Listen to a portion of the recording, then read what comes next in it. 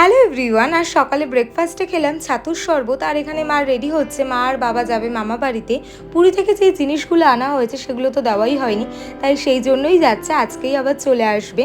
মা চলে যাওয়ার কিছুক্ষণ পর বোন টিউশন থেকে এলো, আর এসেই মায়ের সাথে ফোনে কথা বলছে। আমিও ঠিক ওরই মতো, কোথাও থেকে আসলে সবার আগে মাকেই খুঁজি। যেহেতু বোন রোদ থেকে এসেছে তাই ওকে দিলাম কোকোনাট ওয়াটার। তারপর আমি স্নান করে লাঞ্চ করে নিই। লাঞ্চে ছিল ভাত, উচ্ছে সিদ্ধ, আলু ভাজা, লাউ ঘন্ট, ডিম সিদ্ধ, আর ছিল সিদ্ধ ডাল। লাঞ্চ করে একটু রেস্ট নিয়েছিলাম, আর তারই মাঝে এলো মিন্ত্রা থেকে একটা পার্সেল। আর এই পার্সেলে আছে একটা কটন কুর্তা, যেদিন পরবো অবশ্যই তোমাদের সাথে শেয়ার করব। তারপর সন্ধ্যার সময় ঠাকুরকে ধূপ দেখিয়ে দিলাম। তারপর আমার খুবই খিদে পেয়েছিল, ঘরে ছিল কুকিজ, তো সেখান থেকে একটা খেলাম, বাট তাতে তো আমার পেট ভরেনি। তো ফ্রিজে দেখলাম যে 2-3টে লস্যির প্যাকেট রয়েছে, তো সেখান থেকে একটা লস্যির প্যাকেট নিলাম। আর এরই মধ্যে মা বাবাও বাড়িতে চলে আসে। মা আবার আমার আর বোনের জন্য ফুচকা নিয়ে এসেছে। মা যেখান থেকেই আসুক না কেন, মা আমার আর বোনের জন্য কিছু না কিছু নিয়ে আসেই। তো আমি তো আর লস্যি খাইনি, মা এক জায়গা থেকে এসেছে, মাকেই লস্যিটা দিয়ে দিলাম।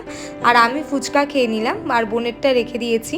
বোন টিউশন থেকে আসলে ও ফুচকা খাবে। এইদিকে আবার দিদুন বাড়ির গাছ থেকে কুমড়ো পাতা পাঠিয়ে দিয়েছে আমাদের বাড়ির জন্য।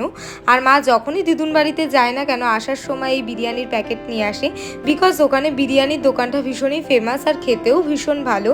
তো আজ ডিনারে আমরা সবাই বিরিয়ানি খেলাম। তো এই ব্লগটাকে এখানেই এন্ড করছি। So by.